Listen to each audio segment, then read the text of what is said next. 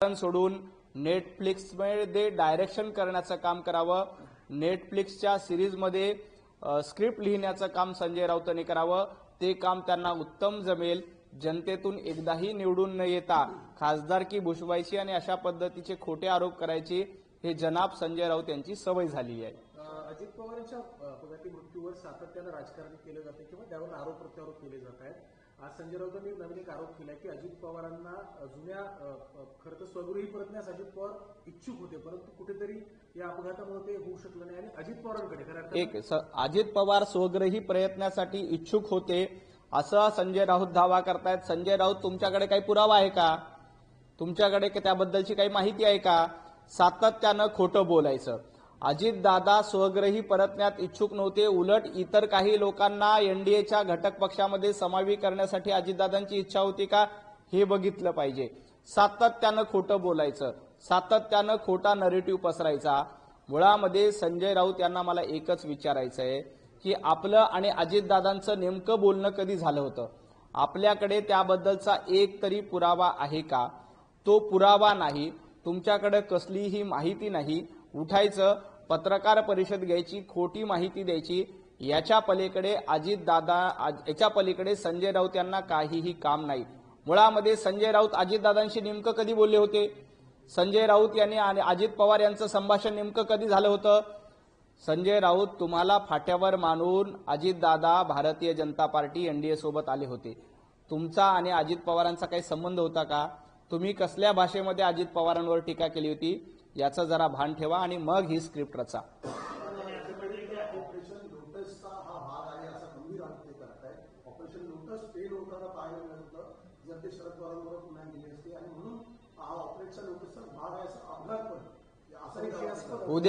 उद्या भूकंप झाला तरी संजय राऊत म्हणतील की हे ऑपरेशन लोटसचा भाग आहे. उद्या सुनामी आली तरी संजय राऊत म्हणतील की हा ऑपरेशन लोटसचा भाग आहे. उद्या पूर आला तरी संजय राऊत म्हणतील की ऑपरेशन लोटसचा भाग आहे. संजय राऊत यांनी ऑपरेशन लोटसचं नाव घेण्याच्या ऐवजी त्यांच्याकडे काही पुरावे असतील तर ते पुरावे सादर केले पाहिजे. मुळामध्ये भारतीय जनता पार्टी असेल किंवा देवेंद्रजी फडणवीस असतील यांनी देखील या संपूर्ण प्रकरणाची चौकशीची मागणी केली. महाराष्ट्रामध्ये सीआयडी चौकशी सुरू आहे. त्यानंतर केंद्रीय मंत्रालयाकडनं देखील चौकशी सुरू आहे. संजय राऊत म्हणतात न्यायालयीन चौकशी करा. कुठलीही चौकशी करा, काहीही हरकत नाही. अजितदादांचा अपघात हा अतिशय दुर्दैवी होता. महाराष्ट्राचं यातून मोठं नुकसान झालंय आणि या अपघाता प्रकरणामध्ये स्वतः माननीय शरदचंद्र पवार साहेबांनी देखील स्पष्टपणे सांगितलंय की हा अपघात आहे, घातपात नाही.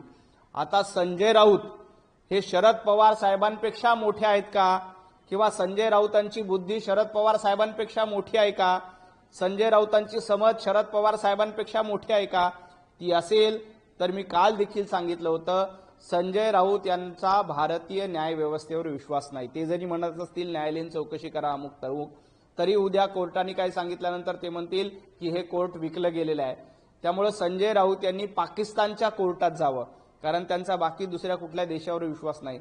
संजय राऊत यांनी बांगलादेशच्या कोर्टात जावं आणि या सगळ्या प्रकरणामध्ये चौकशीची मागणी करावी. केंद्र सरकार चौकशी करते, राज्य सरकार चौकशी करते. या चौकशीतून दूध का दूध, पाणी का पाणी होईल.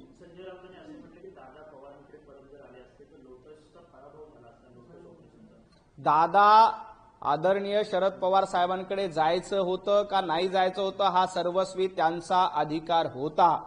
मुळामध्ये अजितदादा हे एनडीएचे घटक पक्ष होते.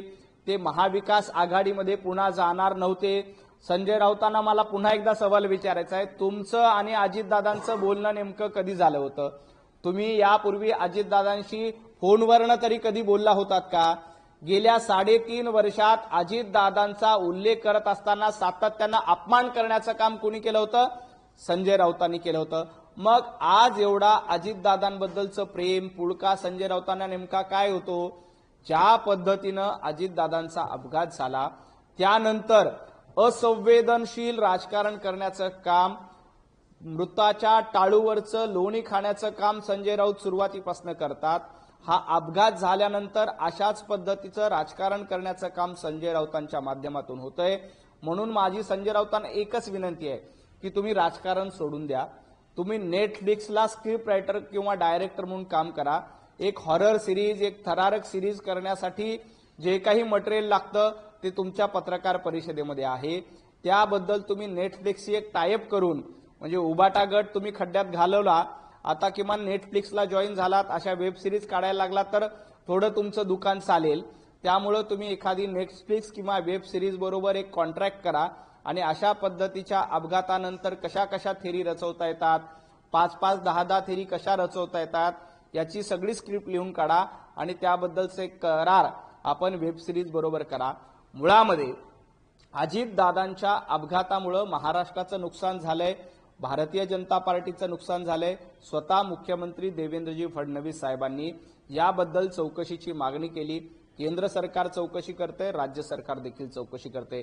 या चौकशीत दूध का दूध, पाणी का पाणी निश्चित होईल. पण राऊत असं म्हणतात की जनतेला अधिकार आहे दादांचा अपघात जो घडला आहे ते जाणून घेण्याचा जनतेला अधिकार आहे. जनतेला पूर्ण अधिकार आहे. जनतेला अधिकार असल्यामुळेच देवेंद्रजींनी चौकशी मागणी केली. आणि जनतेबद्दल संजय राऊतांनी बोलू नये, कारण संजय राऊत कधी जनतेमधनं निवडून गेलेले नाहीत. संजय राऊत कधी जनतेचं प्रतिनिधित्व केलेलं नेते नाहीत. मुळामध्ये जेव्हा शरद पवार साहेब सांगतात की हा अपघात आहे, याच्यामध्ये घातपात नाही, यानंतर देवेंद्रजी फडणवीस साहेबांनी स्वतः चौकशीची मागणी केली. केंद्र सरकार चौकशी करते, सीआयडी मार्फत राज्य सरकार चौकशी करते. असं असताना जाणीवपूर्वक एक स्क्रिप्ट रचायची आणि बदनामी करायची, एवढाच संजय राऊतांना धंदा आहे. संजय राऊतांनी अजून एक आरोप केलाय की भारतीय जनता पार्टीच्या भ्रष्टाचाराचे कागदपत्र अजितदादांकडे होते, त्यामुळं घातपात झालाय का, असा संशय संजय राऊत करतायत. संजय राऊतांनी त्याच पत्रकार परिषदेमध्ये शेवटी असं सांगितलंय की पार्थ पवाराला वाचवण्याचं काम भारतीय जनता पार्टी करते, अजित पवारांच्या मुलाला वाचवण्याचं काम भारतीय जनता पार्टी करते. म्हणजे पत्रकार परिषदेच्या सुरुवातीला संजय राऊत दावा करतात की भाजपच्या भ्रष्टाचाराची फाईल अजितदादांकडे होती आणि पत्रकार परिषदेच्या शेवटी संजय राऊत दावा करतायत की पार्थ पवाराला भारतीय जनता पार्टी वाचवते. एकाच पत्रकार परिषदेमध्ये सुरुवातीला वेगळी भूमिका मांडायची, सुरुवातीला सांगायचे की भारतीय जनता पार्टी भ्रष्टाचारी आहे आणि पत्रकार परिषदेच्या शेवटी सांगायचंय की पार्थ पवारांना वाचवण्याचं काम भारतीय जनता पार्टी करते. अहो संजय राऊत एकाच पत्रकार परिषद किमान एक भूमिका मांडा ना. सुरुवातीला सांगतायत अजितदादांकडे फाईल होती, नंतर सांगतायत भाजप पार्थ पवारांना वाचवतंय. नेमकी तुमची स्क्रिप्ट तरी नीट लिहा. पत्रकार परिषदेला आल्यानंतर आपण आपल्याच वक्तव्याचं मुद्दा खोडून काढतोय याचं भान तरी संजय राऊतांना आहे का? सुरुवातीला सांगितलं की भारतीय जनता पार्टीच्या भ्रष्टाचाराची फाईल अजितदादांकडे होती आणि शेवटी सांगतायत पार्थ पवाराला वाचवण्याचं काम भारतीय जनता पार्टी आणि देवेंद्रजी फडणवीस करतायत. अहो जिभेला काही हाड आहे का नाही? एकाच पत्रकार परिषदेमध्ये तुम्ही दोन वेगवेगळे मुद्दे मांडताय. थोडं भान ठेवा. आधी स्क्रिप्ट लिहा की आपल्याला नेमकं काय बोलायचंय. आपण आपलंच वक्तव्य कॉन्ट्राडिक्ट करणार नाहीत का? आपण आपलंच वक्तव्य खोडून काढत नाहीत का? याचं भान संजय राऊतांनी ठेवलं पाहिजे. संजय राऊत यांनी दुसरीकडे चीनवरून देखील निशाणा साधलाय राहुल गांधींच्या. त्यांचं म्हणणं की राहुल गांधीला बोलू दिले जात नाही संसदेमध्ये, म्हणूनच मोदी शहा असतील यांनी राजनाथ यांनी पळ काढलं असेल. राहुल गांधींची चाटुगिरी करण्याचं काम, राहुल गांधी यांचे बूट चाटण्याचं काम संजय राऊत यांच्याकडनं सातत्यानं केले जाते. संजय राऊत यांची खासदारकीची टर्म संपणार आहे आणि संजय राऊत यांना पुन्हा एकदा उभाटा गटाकडनं खासदारकी मिळणार नाही, कारण उभाटा गटाकडे आता तेवढा कोटा नाहीये. आता उभाटा गटाकडनं खासदारकी मिळणार नाही म्हणून संजय राऊत आपल्याला काँग्रेसकडनं खासदारकी मिळावी यासाठी राहुल गांधींचं लांगुल चालन करत आहेत. याच्या पलीकडे त्याला बघता येणार नाही. राहुल गांधीची हुजरेगिरी केली, राहुल गांधींची गुलामी केली, राहुल गांधींचे बूट चाटले तर आपल्याला राज्यसभेची पुन्हा एकदा खासदारकी मिळेल अशी अपेक्षा संजय राऊत यांना आहे आणि त्या अपेक्षेपोटी राहुल गांधींचं गुणगान करण्याचं काम संजय राऊतांकडनं केलं जाते. मुळामध्ये काँग्रेसचे प्रवक्ते देखील राहुल गांधींची हुजरेगिरी करत नाहीत, त्यापेक्षा जास्त हुजरेगिरी संजय राऊत तुम्ही करतायत. थोडीशी लाज बाळगा. ज्या राहुल गांधींनी स्वातंत्र्यवीर सावरकरांचा अपमान केला, ज्या राहुल गांधींनी स्वातंत्र्यवीर सावरकरांबद्दल नको नको ते शब्द वापरले, त्या राहुल गांधींची चाटुगिरी फक्त आणि फक्त खासदारकी मिळण्यासाठी करतायत. थोडीशी लाज बाळगा. वंदनीय बाळासाहेब ठाकरे स्वर्गातून बघतात आणि तुम्हाला ते असते तर तुमच्या पेकाटात लाथ मारल्याशिवाय थांबले नसते. पूर्व सीडीएस असलेल्या मनोज नरवणेंच्या सुरक्षेमध्ये वाढ करावी अशी मागणी केली आहे. खरं तर राहुल गांधींनी काल त्यांच्याच तो प्रकाशित असलेल्या पुस्तकातल्या काही विधानांचा संदर्भ देत लोकसभेमध्ये मुद्दा उपस्थित केला होता. राहुल गांधी सातत्यानं खोटे बोलतात. काल संसदेमध्ये देखील खोटी मांडणी, खोटं नरेटिव्ह मांडण्याचा प्रयत्न केला. भारत हा अतिशय सक्षम देश आहे. पंतप्रधान नरेंद्र मोदीजींच्या नेतृत्वात जगभरामध्ये भारताचा डंका वाजतोय आणि हे राहुल गांधींना सहन होत नाही. म्हणून सातत्यानं परदेशात जायचं आणि आपल्या भारताची बदनामी करायची हे राहुल गांधींचं धोरण आहे. आणि आपल्याला खासदारकी मिळावी म्हणून संजय राऊत हे राहुल गांधी यांचं लांगुल चालन करण्याचा प्रयत्न करतायत. याच्या पलीकडे याला बघता येणार नाही. मनोज नरवणे जे आहेत माजी लष्कर अधिकारी त्यांच्या सुरक्षेमध्ये वाढ करावी अशी मागणी संजय राऊतांनी. नाही, भाजपवाले काही उद्या संजय राऊत म्हणतील भाजपवाले भूकंप आणतील, भाजपवाले सुनामी आणतील, भाजपवाले काय अजून काहीतरी करतील. संजय राऊतांना जळी स्थळी काष्टी पाशानी फक्त भाजप दिसते. महाभारतातला एक प्रसंग आहे, जेव्हा कंसाचं मरण जवळ आलं होतं तेव्हा कंसाला प्रत्येक ठिकाणी श्रीकृष्ण दिसत होता. कंसाला पाणी दिलं तरी त्याच्यामध्ये श्रीकृष्ण दिसायचा, कंसाला जेवण दिलं तरी त्याच्यामध्ये कृष्ण दिसायचा, कंसाला झोपताना कृष्ण दिसायचा. तसं जळी स्थळी काष्टी पाशाणी सगळीकडे संजय राऊत यांना भारतीय जनता पार्टी दिसते, देवेंद्रजी फडणवीस दिसतात. याच्या पलीकडे काही नाही. प्रत्येक गोष्ट, कुठलीही गोष्ट घडली की भारतीय जनता पार्टीचा हात आहे. उद्या भूकंप आला, भारतीय जनता पार्टीमुळे. पाऊस आला, भारतीय जनता पार्टीमुळे. उद्या सूर्य उगवला, भारतीय जनता पार्टीमुळे उगवला. याच्या पलीकडे संजय राऊत काहीही काम करत नाहीत. राहिला प्रश्न मनोज नरवणे यांच्या सुरक्षेचा, तर त्याबद्दल केंद्र सरकार योग्य ती काळजी घेईल. त्याबद्दल संजय राऊत यांनी बोलायचं गरज नाही. राष्ट्रवादी शरद पवार गटाचे नेते त्यांनी असं सांगितलं आहे की विलिनीकरणासाठी अमित शहा आणि लोकसभेला हिरवा झेंडा दिला गेला. त्या नेत्यांनी जाहीरपणे सांगावं की हिरवा झेंडा नेमकी कधी दिला होता, कुणी दिला होता, कसा दिला होता, विलिनीकरण करायचं का नाही करायचं हा संपूर्ण अधिकार राष्ट्रवादीचा आहे, सुनेत्राताई पवार यांचा आहे. याबद्दलचा निर्णय सुनेत्राताई पवार यांनी घ्यायचा आहे. जो काही निर्णय सुनेत्राताई पवार आणि राष्ट्रवादी काँग्रेस घेईल त्याला भारतीय जनता पार्टीचं समर्थन असेल.